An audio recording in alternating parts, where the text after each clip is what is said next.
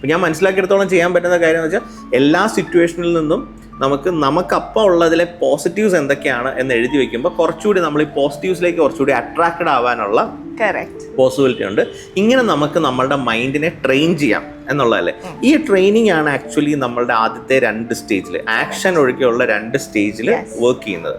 So ഒന്നാമത്തെ കാര്യം, നമ്മൾ ഗ്രാറ്റിറ്റ്യൂഡ് എന്ന് പറയുന്ന ഒരു എക്സസൈസ് ത്രൂ നമ്മളെ മൈൻഡിനെ പോസിറ്റീവ് ആക്കാൻ പറഞ്ഞ കാര്യം പറഞ്ഞു.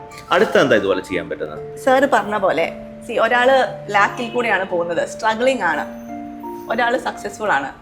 ഇതിന്റെ അടിസ്ഥാനം എന്ന് പറഞ്ഞാല് സെൽഫ് കോൺസെപ്റ്റ് എന്ന് പറയും. എന്ന് പറഞ്ഞാൽ നമ്മൾ നമ്മളെ പറ്റി എന്താണ് കരുതുന്നത്, what is capable for me, what is not capable for me. നമ്മൾ ഈ ഗ്ലാസ് സീലിംഗ് എന്നൊക്കെ പറയില്ലേ, അതൊക്കെ നമ്മൾ സ്വയം നമുക്ക് വേണ്ടി ക്രിയേറ്റ് ചെയ്ത് വെച്ചിരിക്കുന്ന ഒരു സാധനമാണ്. അപ്പൊ അതാണ് സെൽഫ് കോൺസെപ്റ്റ്. അത് ഈ സെൽഫ് കോൺസെപ്റ്റ് എങ്ങനെ ഉണ്ടാവുന്നു? ഒരാളുടെ കണ്ടീഷനിങ് എന്ന് പറഞ്ഞാൽ ചെറുപ്പം മുതൽ, എസ്പെഷ്യലി 0 to 8 years, അതിനുശേഷം നമ്മളിപ്പം ഏത് അവസ്ഥയിലാണോ അവിടം വരെ ഉള്ള എക്സ്പീരിയൻസസിൽ നിന്ന് നമ്മൾ നമ്മളെ പറ്റി കുറെ നിഗമനങ്ങൾ ഉണ്ടാക്കും. We make up certain beliefs about our self. ഈ ബിലീഫാണ് നമ്മളുടെ സെൽഫ് കോൺസെപ്റ്റ് ആയിട്ട് വരുന്നത്. ഇനി നമുക്ക് ലൈഫിൽ എന്താണോ നേടേണ്ടത്, ഈ സെൽഫ് കോൺസെപ്റ്റിനുള്ളിൽ നിൽക്കും. It will not go beyond that. ഒരാൾ വർക്ക് ചെയ്യേണ്ടത് എവിടെയാണ്?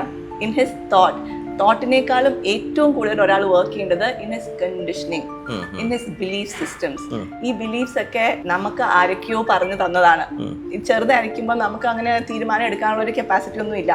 പേരൻസ് പറയുന്നതും ടീച്ചേഴ്സ് പറയുന്നതും കണ്ടതും കേട്ടതും ഫ്രണ്ട്സിൽ നിന്ന് കിട്ടുന്ന കാര്യങ്ങളൊക്കെ നമ്മൾ ഇന്റേണലൈസ് ചെയ്യും. അങ്ങനെയാണ് ഈ കണ്ടീഷനിങ് ബിലീഫ്സ് ഉണ്ടാവുന്നത്. ഈ ബിലീഫ് സിസ്റ്റംസ് മാറ്റുന്നതിലാണ് ഒരാളുടെ സക്സസ് നിൽക്കുന്നത്.